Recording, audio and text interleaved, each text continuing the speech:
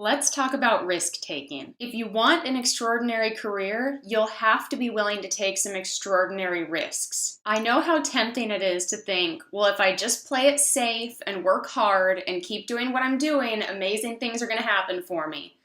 I'm sorry, but I have to burst your bubble. That's not the way it works. When it comes to risk-taking, everyone is scared to some degree. Even people who take risks all the time successfully are still scared about taking risks.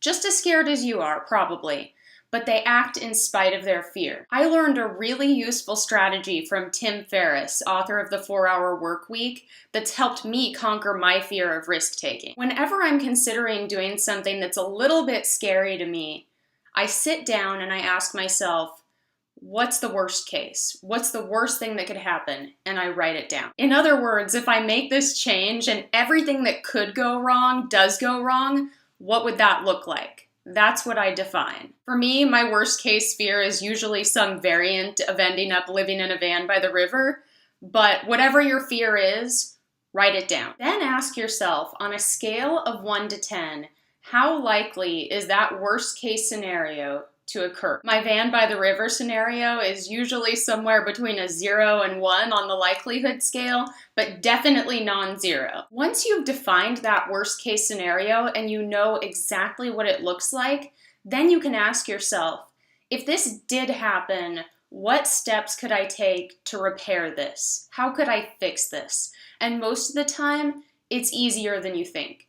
I mean, in my van by the river scenario, I could go live with my parents. Not ideal, but the world isn't going to come to an end, right? Bottom line, when you define how you would fix that worst case scenario, most of the time you're going to realize it's not nearly as hard as you thought it would be. The idea of a worst case scenario is usually much worse than the reality of it.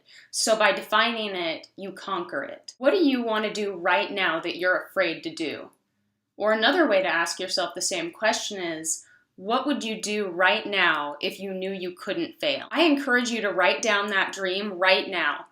And as soon as you do that, write down your worst case scenario, the worst thing that could happen if you pursued your dream, and write down a mitigation plan for dealing with that worst case scenario. Then you can ask yourself, what's worse? The certain misery of not chasing your dream, or this worst case scenario that you've concocted in your head but you've now defined and faced and come up with a plan to deal with. I guarantee that if you try this strategy of writing down your dream, your worst case scenario, how you would handle the worst case scenario, and what it's costing you to not act on your dream, you'll take far more risks that are going to lead to some really positive changes in your life. Occasionally, you'll fail, but you'll learn from those failures. However, your worst case scenario will probably never happen. I know mine never has, at least not yet. Also, if you're interested in learning a little bit more about thinking outside the box about lifestyle design, I highly recommend the book, The 4-Hour Workweek by Tim Ferriss. It's great. As always, feel free to reach out to me if you have any questions whatsoever. Until then, get out there and kick some butt.